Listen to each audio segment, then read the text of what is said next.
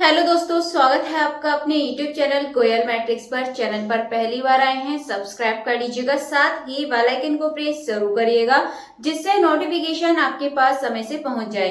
तो आज मैं आपको कुछ क्वेश्चंस कराने वाली हूं, तो आपको लास्ट में अपना जो स्कोर है वो कमेंट करके जरूर बताना है कि टोटल आपके कितने क्वेश्चंस सही हुए थे। और ये जो आपके क्वेश्चंस हैं ये सभी प्रीवियस ईयर क्वेश्चंस हैं जो कि आपके पहले आ चुके हैं। तो आइए चलिए स्टार्ट करते हैं। वीडियो का एंड तक जरूर देखिएगा एंड अगर अच्छी लगती है तो प्लीज ज्यादा से ज्यादा लाइक कमेंट शेयर कर दीजिएगा।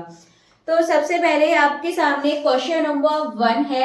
क्वेश्चन नंबर 1 है the curve y is equal to x की power 3 minus 2x plus 5 has at आपसे पूछा x की जो वैल्यू दे रखी है √2/3, इस पर आपको वैल्यू बतानी है क्या होगी। तो सबसे पहले हम यहाँ पर देखेंगे कर्व क्या दे रखी है, y is equal to x की पावर 3 माइनस 2x प्लस 5 और आपको यहाँ पे पॉइंट भी दे रखा है x is equal to root में 2/3। अगर आपसे ऐसे क्वेश्चन पूछ ले जाए, अगर आप ऑप्शन देखेंगे कॉनकेव कॉन्वेक्स वाले, तो आइए चलिए देखते हैं कि किस तरीके से करते हैं। सबसे पहले आप इसका वन टाइम डिफरेंशियल करिए तो ये हो जाएगा आपका 3x² माइनस 2, ये आपको यहाँ से मिलने वाला है। इसके बाद क्या करेंगे, अगर आप 0 पुट करेंगे तो आपको यहाँ से क्या पॉइंट मिलेंगे, 2 उधर जाएगा 3 अपॉन में और आप लिख सकते हैं x is equal to 2/3 but plus minus का, बट आपसे यहाँ पे क्या बोला है, प्लस का 2/3 बोला है, तो हमें सिर्फ इसमें से क्या लेना है 2/3, ये वाली वैल्यू यहाँ से हमें पॉजिटिव वाली लेनी है। अब इसके बाद इसका क्या करेंगे, डबल डेरिवेटिव कर देते हैं तो ये मिलेगा आपको 6x, ठीक है, ये आपको यहाँ से मिलने वाला है। अब आप यहाँ पर वैल्यू पुट करेंगे, 6x की जगह रखेंगे यहाँ पर 2/3, तो आप यहाँ से देखेंगे कि जो आपको वैल्यू मिलेगी वो आपको कैसी मिलेगी, यहाँ पर 0 से बड़ी, ठीक है। यहाँ पर जो f डबल डैश आएगा आपका, यानी कि कोई फंक्शन का डबल डेरिवेटिव है, ये आपका यदि 0 से बड़ा आता है तो आप यहाँ पर ध्यान रखिएगा कैसा होगा, ये आपका कॉन्वेक्स डाउन शेप, यानी कि ऑप्शन नंबर बी सही हो जाएगा। और यही यदि आपका ये लेस देन होता 0 से, यानी कि 0 बड़ा होता, तो इसका मतलब आपका कॉन्वेक्स अप शेप हो जाता, ठीक है। आइए चलिए फिर आगे के और क्वेश्चंस देख लेते हैं। तो क्वेश्चन नंबर 2 आपके सामने है। क्वेश्चन नंबर 2 है the first derivative tells us about, जो फर्स्ट डेरिवेटिव है वो क्या बताता है, किसके बारे में बताता है। तो ऐसे क्वेश्चन हमने पहले भी किए थे, तो आपके सामने ऑप्शंस हैं, तो जब आप ऑप्शन नंबर 3 देखेंगे स्लोप इसका बिल्कुल सही आंसर हो जाएगा। चलिए, तो क्वेश्चन नंबर 2 का ऑप्शन नंबर 3 ये बिल्कुल सही आंसर हो चुका है, स्लोप। नेक्स्ट क्वेश्चन है number theory concern with the properties of, जो नंबर थ्योरी होती है वो किसके लिए होती है, irrational number, both negative, positive integers या फिर नेगेटिव इंटीजर्स। तो आप हमेशा ध्यान रखिएगा जो आपकी नंबर थ्योरी होती है वो हमेशा पॉजिटिव इंटीजर्स के लिए होती है। तो इसका जो ऑप्शन नंबर 3 है ये बिल्कुल सही आंसर हो जाएगा। इसके बाद आगे बढ़ते हैं और यदि नेक्स्ट क्वेश्चन देखें तो इसमें आपसे बोला है क्वेश्चन नंबर 4 में कि if flux entering any elements of space is the same as that of leaving it, divergence dot आपको दे रखा है v के साथ equals to 0 everywhere then such as a vector point function is called, क्या बोलेंगे इसको, सोलेनोइडल, कर्ल, डाइवर्जेंस या फिर आपका ग्रेडियंट। तो इसको बोलते हैं ऑप्शन नंबर जो 1 है और ये हो जाएगा आपका सोलेनोइडल, तो ऑप्शन नंबर 1 इसका बिल्कुल सही आंसर हो जाएगा। आइए चलिए नेक्स्ट क्वेश्चन की तरफ बढ़ लेते हैं। तो नेक्स्ट क्वेश्चन है आपका इनफ्लेक्शन पॉइंट फॉर, आपको इसके इनफ्लेक्शन पॉइंट निकालने हैं। तो यदि क्वेश्चन देखेंगे तो क्वेश्चन है आपका fx is equals to x की पावर 4 माइनस 4x3, इसके आपको इनफ्लेक्शन पॉइंट निकालने हैं। तो निकालिए, यहाँ से हो जाएगा फर्स्ट टाइम डेरिवेटिव करेंगे तो आपको मिलेगा 4x की पावर 3 माइनस 3 4 जा 12x²। इतना करने के बाद आपको क्या करना है, 0 के इक्वल पुट कीजिए। अब आप यहाँ से देखेंगे x² कॉमन आएगा और आप चाहे तो 4 भी ले लीजिए यहाँ पे कॉमन, तो x बचेगा माइनस 4 3 जा हो जाएगा ये। तो एक तो आपको यहाँ से point x is equals to 0 मिलने वाला है, दूसरा आपको x इज इक्वल्स टू 3 मिलने वाला है। तो आप यहाँ पे यदि ऑप्शन देखें तो 3 तो आपको नहीं दिख रहा, इसका मतलब जो इसका ऑप्शन नंबर ए है यानी कि 1 है, x इज इक्वल्स टू 0 इसका बिल्कुल सही आंसर हो जाएगा। इसके बाद चलिए आगे बढ़ते हैं। नेक्स्ट है how many types of inflection point are there in first and second derivative. तो आपसे यहाँ पे पूछा है कि जो इन्फ्लेक्शन पॉइंट्स होते हैं वो कितने हो सकते हैं आपके फर्स्ट एंड सेकंड डेरिवेटिव करने पर। तो हमेशा ध्यान रखिएगा जब हम ऐसे फर्स्ट डेरिवेटिव निकालते हैं और यहाँ से जो हमें पॉइंट्स मिलते हैं उसको हम क्या बोलते हैं, स्टेशनरी पॉइंट। आपका या तो स्टेशनरी पॉइंट आएगा या फिर आपका नॉन स्टेशनरी पॉइंट आएगा। दो तरीके के पॉइंट आने वाले हैं और यही इसका आंसर है, यानी कि ऑप्शन नंबर 2 इसका बिल्कुल सही आंसर हो जाएगा।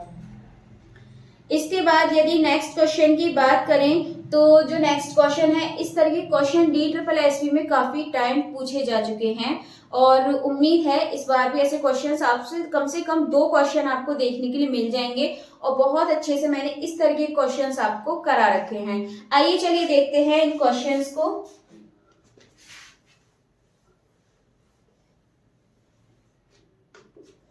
जैसे ये क्वेश्चन है और इक्वेशन आपको यहाँ पर दे रखी है d²y/dx² प्लस और ये है आपका dy/dx माइनस 2y = x। सबसे पहले क्या करते हैं, इसको इक्वेशन में लिख लेते हैं। इसको क्या लिखते हैं, m² प्लस ये होता है m-2। ठीक है, अब यहाँ से आपको ध्यान होगा, यहाँ से इसका क्या निकालते हैं, CF एंड यहाँ से क्या निकालते हैं, PI। दोनों को प्लस करते हैं और यहाँ पर जो जनरल सॉल्यूशन है वो आता है। सबसे पहले हम इस इक्वेशन को सॉल्व करके CF यहाँ से हम निकालना स्टार्ट करते हैं। तो अब ये CF नहीं है, अभी हम यहाँ से इसके ओनली फैक्टर निकालेंगे। तो जब आप देखेंगे यहाँ पर तो आपको यहाँ पर देखने के लिए मिलने वाला है इस तरीके के फैक्टर आपके यहाँ से बनेंगे और जब आप यहाँ पर इसको सॉल्व करेंगे तो आप देखेंगे इसके 2 पॉइंट आपको मिलेंगे। एक तो m=1 आ जाएगा, एक m=-2 आ जाएगा। अब आपको ध्यान है इसको किस तरीके से डिनोट करते हैं, C1 e⁻1x plus C2 e⁻-2x। इतना लिखने के बाद आप यहाँ से क्या करेंगे, इसका PI निकालिए। PI के लिए आपको ध्यान है क्या करते हैं, e⁻x जैसा है वैसा लिख देते हैं, अपॉन में आप इसको लिखिए और इसको आप उस वाली फॉर्म में लिख दीजिए d² प्लस d-2। तो यहाँ पर x का जो कॉफिशिएंट है वो कितना है, 1। तो हम क्या करेंगे, यहाँ पे 1 पुट करते हैं d की जगह पर। तो यहाँ पर हो जाएगा 1 + 1 - 2। तो आप देखेंगे यहाँ पर क्या बन गया, डिनोमिनेटर में 0। जब 0 बनता है फिर हम उसके आगे अगेन करते हैं, x का ऊपर मल्टीप्लाई कीजिए, देन जो नीचे वाला है इसका डिफरेंशियल कर दीजिए। तो ये हो जाएगा 2d प्लस 1 और ये तो आपका 0 हो जाएगा। अब आप यहाँ पे 1 पुट करिए तो ये मिलेगा x e⁻x, अपॉन में मिल जाएगा आपको इसकी जगह 1 रखेंगे, 2 × 1 = 2 और 1 3। तो यहाँ पर आप साथ में PI की जो वैल्यू आई है इसको प्लस कर दीजिए। तो ये इसका सॉल्यूशन आ चुका है टोटल, यानी कि जो इसका ऑप्शन नंबर 3 है, आप देखेंगे y = C1 e⁻-2x, C2 e⁻x plus x e⁻x/3। तो ये तो यहाँ तक आपका सही है क्वेश्चन। बट आप एक चीज यहाँ पर देखिए, यहाँ पर आपको ऑप्शन में यहाँ पर आपको -2x दे रखा है एंड यहाँ पर आपका 1x। तो कोई फर्क नहीं पड़ता है इससे, ऑप्शन आपका e की पावर में इधर भी हो सकता है इधर भी हो सकता है। ये चीज आपको ऑप्शन के अकॉर्डिंग लगा देनी है। आपको ऐसे ऑप्शन नहीं मिलने वाला कि ये भी मिल जाए और आपको वो वाला भी ऑप्शन मिले। तो इसका जो ऑप्शन नंबर 3 है ये बिल्कुल सही आंसर हो जाएगा।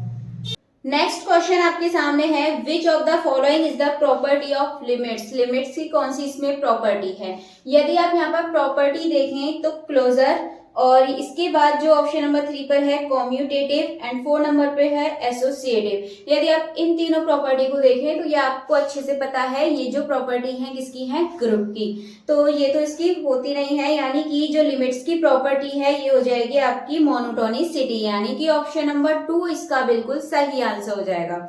इस तरह के क्वेश्चन आपसे काफी पूछे जाते हैं। अगर आप ऑप्शन से रिमूव करना सीख लें कि ये ऑप्शन नहीं होगा, ये नहीं होगा, तो आप वहां से भी सही आंसर इसका निकाल सकते हैं। चलिए नेक्स्ट क्वेश्चन, फिर से आपका इस तरीके का क्वेश्चन आ चुका है और ये है d²y/dx² minus 8 dy/dx plus 15y = 0। इसमें भी आपसे इसका सॉल्यूशन पूछा है, तो उसी तरीके का क्वेश्चन है। इसमें देखिए PI तो इसमें 0 होगा, सिर्फ आपको यहाँ से CF निकालना है। तो पहले आप यहाँ से इसकी इक्वेशन बनाइए, हो जाएगा m² - 8m प्लस ये है आपका 15। यहाँ से यदि इसको सॉल्व करें तो आपको मिलेगा 5m - 3m प्लस 15 = 0। तो एक हो जाएगा m m-5 और दूसरा आ जाएगा m-3। तो यानी कि एक तो आ गया m-5 मतलब m इज इक्वल्स टू 3, तो एक तो बनेगा c e की पावर 5x, दूसरा बन जाएगा c2 e की पावर 3x। ये इसका सॉल्यूशन आ चुका है। और इतना हो सकता है कि यहाँ e में 3x इधर हो सकता है, 5x इधर हो सकता है, तो आप ऑप्शन के अकॉर्डिंग देख लीजिएगा। यदि इसमें देखें तो आपको सीधे सीधे जो ऑप्शन नंबर 4 है वो दिख रहा है कि c1 e की power 3x plus c2 e की पावर 5x, ठीक है, तो ये इसका सही आंसर हो जाएगा। इसके बाद यदि नेक्स्ट देखें तो अगला है आपके सामने which is not the property of Riemann integral. आपको इसमें बताना है कि जो रीमान इंटीग्रल है उसकी इसमें से कौन सी प्रॉपर्टी नहीं है। तो इस क्वेश्चन का आंसर आपको कमेंट बॉक्स में बताना होगा कि इसका सही आंसर क्या होगा, ठीक है।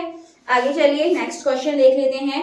नेक्स्ट क्वेश्चन है आपके सामने the surface integral of vector field A over a closed surface is equal to the volume integral of the divergence of vector field A over the volume V enclosed by the closed surface A। सीधे सीधे आपको theorem दे दी गई है और आपको ये अच्छे से पता होना चाहिए, मैंने इसके बारे में बहुत अच्छे से करा रखा है। तो ये कौन सी थ्योरम होती है? Gauss theorem. तो इसका जो ऑप्शन नंबर 2 है ये बिल्कुल सही आंसर हो जाएगा। इसके बाद यदि अगला क्वेश्चन देखें तो ये है आपका suppose that fx has a derivative on the interval ab is continuous on the interval ab then at some value c। आपसे बोला है यहाँ पर कि दे रखा है f dash c is equals to F B minus F A upon B minus A. तो ये भी आपको अच्छे से पता होना चाहिए कि इसका जो ऑप्शन नंबर 1 है मीन वैल्यू थ्योरम इसका सही आंसर हो जाएगा। तो मैं डायरेक्ट आंसर बता रही हूँ क्योंकि थ्योरम तो नहीं पढ़ा सकती, बट इन सभी के बारे में मैंने आपको अच्छे से वीडियोस में बता रखा है, प्लेलिस्ट आप चेक कर लीजिएगा। देखिए अब नेक्स्ट क्वेश्चन आता है z is equal to X की पावर 4 e की पावर 3y और आपको यहाँ से फाइंड करना है dz। आइए चलिए dz फाइंड कर लेते हैं।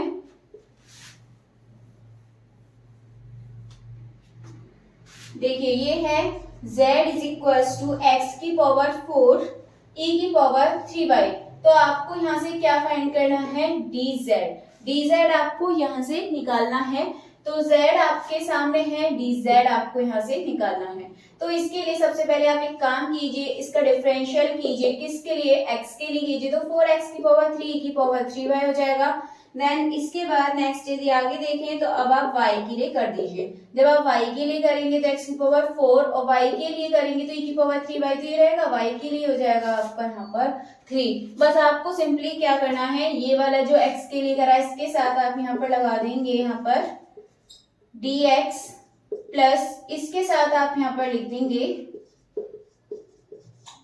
dy और ये आपका होता है dz इज इक्वल्स टू, दोनों को प्लस करके इस तरीके से हम यहाँ पर इसको लिख देते हैं।